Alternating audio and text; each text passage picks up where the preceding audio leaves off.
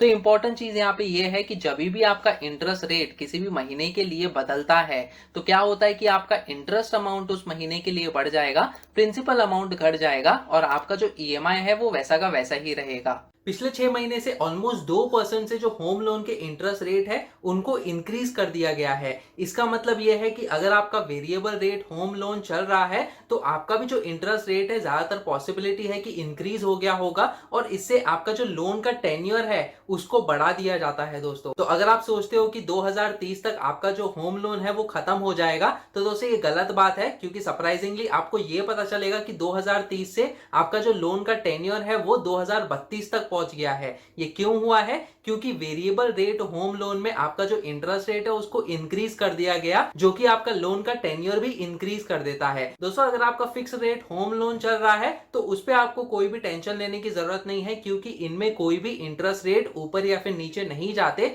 लेकिन सिर्फ variable rate home loans में जो इंटरेस्ट रेट है उनको चेंज कर दिया जाता है। डिपेंड करता है कि ये जो रेपो रेट होता है आरबीआई की तरफ से वो ऊपर या फिर नीचे जा रहा है। तो आज के इस वीडियो में मैं आपको कैलकुलेशन एग्जांपल्स के जरिए दिखाऊंगा कि कैसे 0.1% से भी अगर आपका इंटरेस्ट रेट इंक्रीज होता है तो ऑलमोस्ट 2.5 लाख रुपए तक का आपका जो टोटल इंटरेस्ट अमाउंट है वो आपको पे करना पड़ सकता है और आपका टेन्योर भी इंक्रीज हो जाता है। तो दोस्तों ये सारी डिटेल्स और कैलकुलेशन एग्जांपल्स को देखने के लिए इस वीडियो को पूरा देखिए। तो सबसे पहले मैं आपको ये बता दूं कि वेरिएबल रेट होम लोन क्या होता है। तो अगर आपने होम लोन ऑलरेडी लिया हुआ है या फिर लेना चाहते हो तो दोस्तों दो तरीके के होम लोन्स होते हैं। एक तो आपका फिक्स रेट होम लोन होता है और दूसरा वेरिएबल रेट होम लोन होता है। तो फिक्स रेट में ऐसा होता है कि जो भी इंटरेस्ट रेट बैंक सेट करके देती है वो थ्रू आउट द टेन्योर, यानी कि जब तक आपका लोन रहेगा उतने समय तक वो जो इंटरेस्ट रेट है वो फिक्स्ड रहता है। लेकिन दोस्तों इसके थोड़े से डिसएडवांटेजेस ये होते हैं कि आप जब प्री पेमेंट करते हो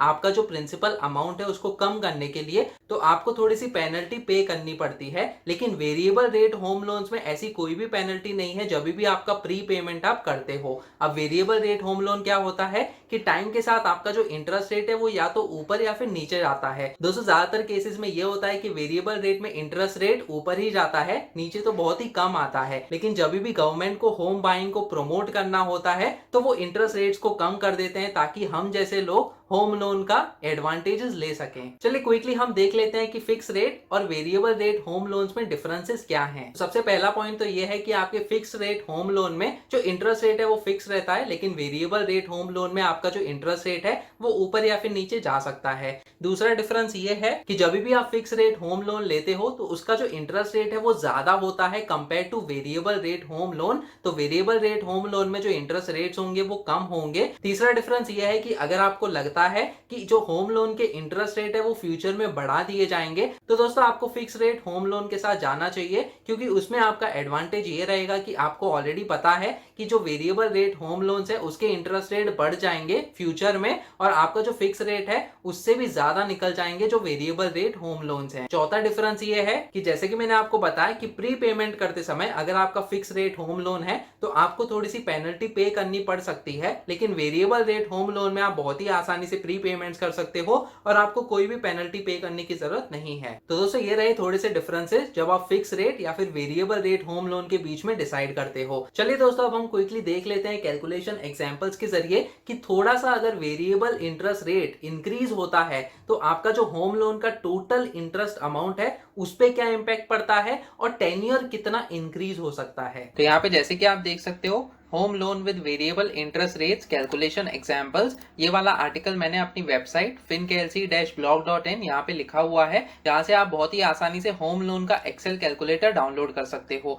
दोस्तों ये वाला लिंक जो है ये मैंने डिस्क्रिप्शन सेक्शन में भी दिया हुआ है। तो यहाँ पे आप टेबल ऑफ कंटेंट्स में आके इसको एक्सपांड कीजिए और यहाँ पे आप जैसे कि देख सकते हो home loan with variable rates calculation examples, यहाँ पे क्लिक कीजिए। तो यहाँ पे इस सेक्शन में मैंने आपको कैलकुलेशन एग्जाम्पल्स के जरिए समझाया है कि किस तरीके से जब आपका वेरिएबल इंटरेस्ट रेट होता है आपके होम लोन पे तो कैसे आपका जो इंटरेस्ट अमाउंट है वो इंक्रीज या डिक्रीज होता है। तो दोस्तों यहाँ पे आप थोड़ा सा नीचे स्क्रॉल करने के बाद डाउनलोड दिस एक्सेल कैलकुलेटर, आपको यहाँ पे ये फॉर्म दिखेगा, आपको अपना नाम और ईमेल एड्रेस डालना होगा और फिर सबमिट पे क्लिक करना होगा। इसके बाद आपको एक्सेल कैलकुलेटर डाउनलोड करने का लिंक मिल जाएगा और कुछ इस तरीके से आपको ये वाला एक्सेल कैलकुलेटर दिखेगा। तो दोस्तों अगर आपने मेरे पिछले वीडियोस देखे हैं तो हमने उसमें ये देखा था कि जो हमारा इंटरेस्ट रेट है वो फिक्स्ड इंटरेस्ट इंटरेस्ट रेट है, तो उसके हिसाब से हमारा जो इंटरेस्ट अमाउंट है हर महीने हमारे ईएमआई में से वो कैसे कैलकुलेट होता है। तो आप वो वाले वीडियोस भी देख सकते हो अगर आपको और जानकारी चाहिए होम लोन ईएमआई कैलकुलेशन के बारे में। लेकिन दोस्तों हम जो एग्जांपल लेने वाले हैं आज के इस वीडियो में, यह है 30 लाख का एग्जांपल जो कि हम as a principal amount loan लेंगे।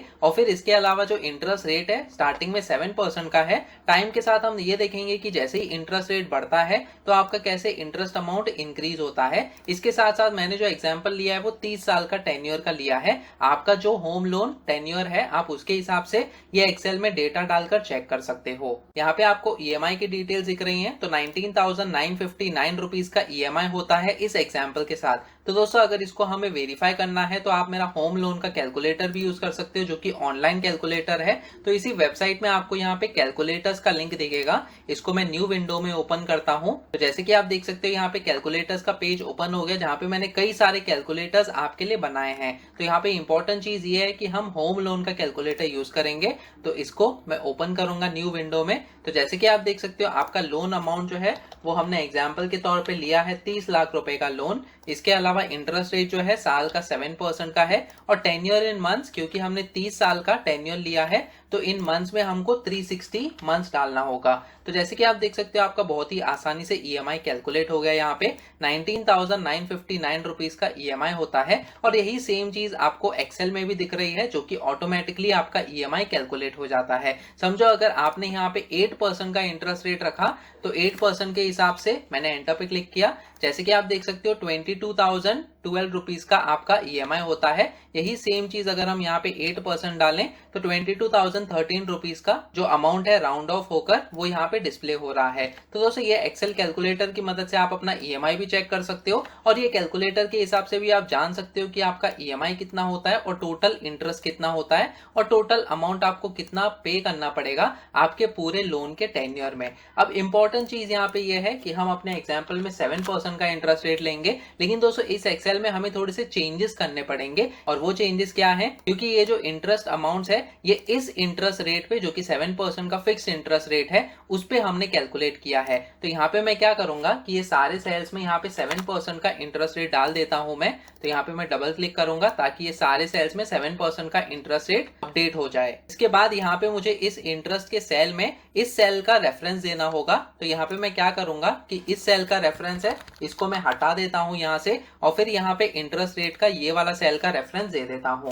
तो दोस्तों यहाँ पे मैंने जो फॉर्मूला है वो अपडेट कर दिया है और बाकी के सेल्स में भी फॉर्मूला अपडेट करने के लिए मैंने यहाँ पे डबल क्लिक कर दिया है। अब दोस्तों जो एक्सेल कैलकुलेटर डाउनलोड होगा आपके डिवाइस पे वो ये वाला एक्सेल कैलकुलेटर है चेंजेस के साथ। जब आप इस फॉर्म को फिल करते हो तो आपको और भी कोई चेंजेस करने की जरूरत नहीं है। बस आपको यहाँ पे आके आपका जो इंटरेस्ट रेट जब बदलता है वो आपको चेंजेस करके चेक करने की जरूरत है। तो हम चेंजेस के तौर पे क्या करेंगे कि समझो अगर पहले 6 महीने तक आपका जो इंटरेस्ट रेट है वो 7% का है, लेकिन 7वें महीने से यानी कि यहाँ पे आपका जो इंटरेस्ट रेट है वो बदल जाता है और हो जाता है 7.1%। तो दोस्तों यहाँ पे 7.1% करने से पहले जैसे कि आप देख सकते हो आपका टोटल इंटरेस्ट इतना है। इसी सेम इंटरेस्ट अमाउंट को हम यहाँ पे कॉपी कर देंगे ताकि हम कंपेयर कर सकें कि हमारा जो इंटरेस्ट है वो कैसे अपडेट होता है। तो यहाँ पे मैं 7वें महीने में आके यहाँ पे 7.1% का इंटरेस्ट रेट अपडेट करता हूँ। दोस्तों यहाँ पे नोटिस कीजिए कि 17,412.67 रुपीज का आपका इंटरेस्ट अमाउंट है इस महीने के लिए और आपका प्रिंसिपल अमाउंट है 2,546.41 रुपीज का। जैसे ही हम 7.1% यहाँ पे डालेंगे एंटर पे क्लिक करूंगा, जैसे कि आप देख सकते हो आपका इंटरेस्ट अमाउंट थोड़ा सा बढ़ गया है, 17,661 हो गया और प्रिंसिपल अमाउंट थोड़ा सा डिक्रीज हो गया है। तो इंपॉर्टेंट चीज यहाँ पे ये है कि जब भी आपका इंटरेस्ट रेट किसी भी महीने के लिए बदलता है तो क्या होता है कि आपका इंटरेस्ट अमाउंट उस महीने के लिए बढ़ जाएगा, प्रिंसिपल अमाउंट घट जाएगा और आपका जो ईएमआई है वो वैसा का वैसा ही रहेगा। एक और इंपॉर्टेंट चीज यहाँ पे ये है, जैसे कि आप देख सकते हो अपडेटेड इंटरेस्ट जो है, यहाँ पे मैं जूम इन कर देता हूं थोड़ा सा ताकि आपको बहुत ही आसानी से दिख जाए। 41,87,205 रुपीज हो गया जो कि थोड़ा सा ज्यादा है, ऑलमोस्ट 2,000 रुपए बढ़ गए दोस्तों कंपेयर टू जो हमारा पहले का इंटरेस्ट अमाउंट था जब ये 7.1% का इंटरेस्ट रेट था। दोस्तों इस हिसाब से आपका जब भी इंटरेस्ट रेट बदलता है, ऊपर जाता है या फिर नीचे आता है, आपका जो टोटल इंटरेस्ट आपको पे करना पड़ेगा वो इंक्रीज या फिर डिक्रीज होगा दोस्तों। तो लोन का टेन्योर मतलब आपका 30 साल का टेन्योर था पहले, लेकिन अगर आप इसको यहाँ पे स्क्रॉल करोगे नीचे, जैसे कि आप देख सकते हो हो 359 मंथ्स यानी कि 360 मंथ्स टोटल हो गए, क्योंकि हमने 0 से स्टार्ट किया हुआ था। तो यहाँ पे आपका लास्ट महीने में भी 21,770 रुपए का प्रिंसिपल अमाउंट बच रहा है। तो इसका मतलब यह है कि आपको और लगभग 2 महीने का ईएमआई एक्स्ट्रा पे करना पड़ेगा। तो इस चीज को भी मैं एक्सटेंड कर देता हूं यहाँ पे 2 महीने तक के लिए। यहाँ पे हम 7% का इंटरेस्ट रेट रखेंगे और यहाँ पे ईएमआई को भी इंक्रीज कर देता हूं मैं और 2 महीने के लिए। यहाँ पे मैं मंथ्स को भी अपडेट कर देता हूं। तो जैसे कि आप देख सकते हो यहाँ पे लास्ट महीने में आपका 1938 रुपीज का आपको फिर भी यहाँ पे ऐसा अमाउंट पे करना पड़ेगा आपका टोटल प्रिंसिपल अमाउंट क्लियर करने के लिए। तो दोस्तों ये एक और इंपैक्ट है जब भी आपका इंटरेस्ट रेट बदलता है। अब दोस्तों क्या होगा कि जब भी इंटरेस्ट रेट चेंज होता है तो वो 1 महीने के लिए तो नहीं होगा, तो बाकी के महीनों के लिए भी मैं यहाँ पे इंटरेस्ट रेट जो है वो इंक्रीज कर देता हूँ, 7.1% अपडेट कर देता हूँ। तो आगे जो भी महीने हैं सारे महीनों में आपका 7.1% का इंटरेस्ट रेट अगर हम रखते हैं तो जैसे कि आप देख सकते हो आपका अपडेटेड इंटरेस्ट, यहाँ पे मैं जूम इन कर देता हूँ, और इंक्रीज हो गया है 44,26,930 हो गया है। और दोस्तों आपको एडिशनल 2,41,663 रुपीज का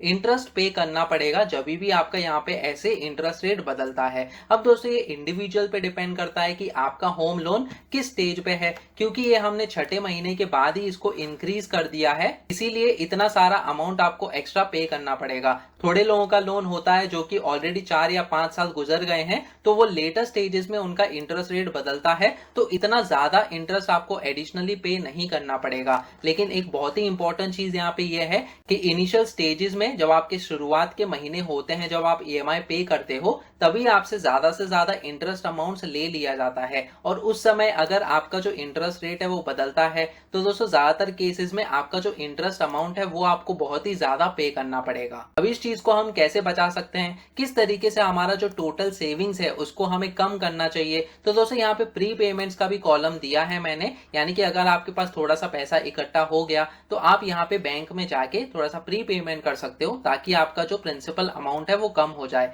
तो समझो अगर यहाँ पे आके 7वें महीने में आपको पता चल गया कि इंटरेस्ट रेट बढ़ गया है, तो यहाँ पे मैं क्या करूंगा कि 1 लाख रुपीज समझो अगर आपके पास जमा हो गए तो आप प्री पेमेंट कर दीजिए। तो 1 लाख रुपीज एंटर करने के बाद दोस्तों यहाँ पे टोटल सेविंग्स में नोटिस कीजिए कि -2,41,663 रुपीज यानी कि एक्स्ट्रा अमाउंट आपको पे करना पड़ रहा है, क्योंकि आपका इंटरेस्ट रेट यहाँ पे बढ़ गया है। लेकिन जब भी आप यहाँ पे प्री पेमेंट करते हो तो यहाँ पे टोटल सेविंग्स पे नोटिस कीजिएगा कि कैसे नंबर आपका सेव होता है। तो जैसे ही मैं एंटर पे क्लिक करता हूं, जैसे कि आप देख सकते हो पॉजिटिव में नंबर आया है, यानी कि आपका जो टोटल सेविंग्स है वो सेव हो रहा है, ना कि आप एक्स्ट्रा पे कर रहे हो। 4,26,656 रुपीज का आप टोटल इंटरेस्ट बचा पाओगे दोस्तों। यहाँ पे अपडेटेड इंटरेस्ट हो गया है, तो सिर्फ 1 लाख रुपीज का आपने प्री पेमेंट कर दिया यहाँ पे, भले ही आपका इंटरेस्ट रेट बढ़ गया था और आपको अप्रोक्सीमेटली 2.5 लाख रुपए एक्स्ट्रा पे करने पड़ रहे थे, लेकिन अगर आप 1 लाख रुपीज का यहाँ पे प्री पेमेंट कर देती हो तो आपका इंटरेस्ट जो है वो बच जाता है।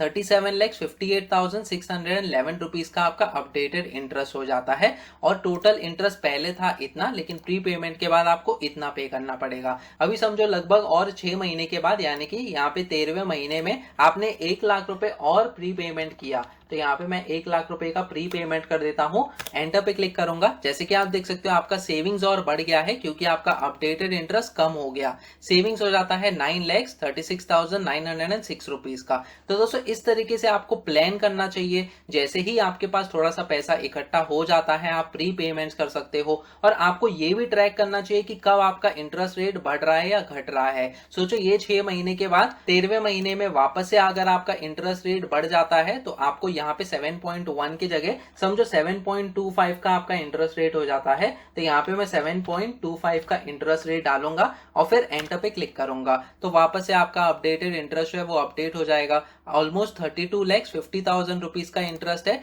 लेकिन बाकी के सेल्स में भी यानी कि बाकी के महीनों में भी हमें ये जो इंटरेस्ट है उसको अपडेट करना पड़ेगा। तो इस चीज को मैं यहाँ पे ड्रैग कर देता हूँ। ऑलमोस्ट 34,64,758 रुपीज का आपका इंटरेस्ट फिर भी आपको पे करना पड़ेगा। दोस्तों इंपॉर्टेंट चीज यहाँ पे ये है कि जब भी आप यहाँ पे इंटरेस्ट रेट अपना इंक्रीज या फिर डिक्रीज करते हो तो आपके टेन्योर पे इम्पैक्ट पड़ता है। तो जैसे कि आप देख सकते हो क्योंकि हमने प्री पेमेंट्स कर दिया था तो आपका ऑलमोस्ट 313वें महीने में लास्ट में आपका 17,462 रुपीज का प्रिंसिपल अमाउंट फिर भी बचता है और आप यहाँ पे 314th मंथ में यानी कि ऑलमोस्ट 25वें साल में आपका जो लोन है वो यहाँ पे खत्म हो जाएगा। दोस्तों ये पॉसिबल हुआ है क्योंकि आपने 2 प्री पेमेंट्स किए हैं यहाँ पे 1-1 लाख रुपए के, इसीलिए आपका जो लोन है वो जल्दी खत्म हो सकता है। तो दोस्तों यहाँ पे बहुत सारी चीजें हमें समझ में आई हैं। सबसे पहली चीज तो ये कि जैसे ही आपका इंटरेस्ट रेट आप बदलते हो, यहाँ पे इंक्रीज होता है या फिर डिक्रीज होता है बैंक की तरफ से,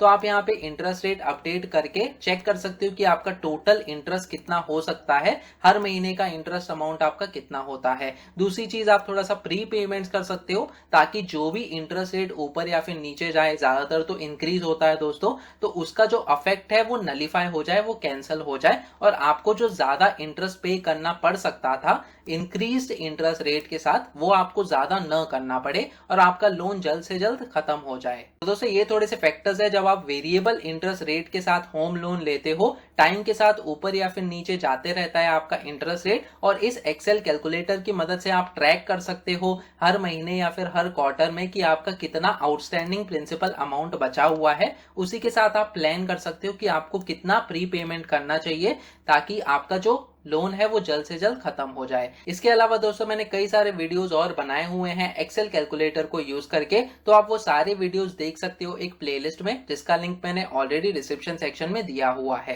दोस्तों आप इस आर्टिकल को रीड भी कर सकते हो जहां पे मैंने और भी कई सारी जानकारी दी है, जैसे कि आप कैसे अपना होम लोन का जो इंटरेस्ट है उसको बचा सकते हो। इसके अलावा होम लोन प्री पेमेंट का कैलकुलेशन एग्जाम्पल्स का भी वीडियो मैंने यहाँ पे डाला हुआ है और भी कई सारी जानकारी दी है कि fixed rate versus variable rate home loan कौन सा बेटर ऑप्शन है। तो दोस्तों ये सारी चीजें मैंने यहाँ पे इस आर्टिकल में लिखी हुई हैं, तो आप ये वाला आर्टिकल भी रीड कर सकते हो जिसका लिंक मैंने डिस्क्रिप्शन सेक्शन में दिया हुआ है।